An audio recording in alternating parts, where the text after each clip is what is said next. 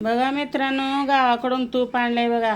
हे बघा तूप शेवाळ्यामध्ये घातलंय, शेवाळ्यामध्ये टाकलंय तूप. हे बघा गावाकडून तूप घेऊन आलो आम्ही. हे बघा गाईचं तूप, गाईचं तूप घातलंय बघा. मी नाश्ता करायला लागले, शेवाळ्याची खीर बनवले आणि गाईचं तूप घालून जरा नाश्ता करायला लागले. खूप दिवसांनी तूप आणलं गावाकडून. हे बघा,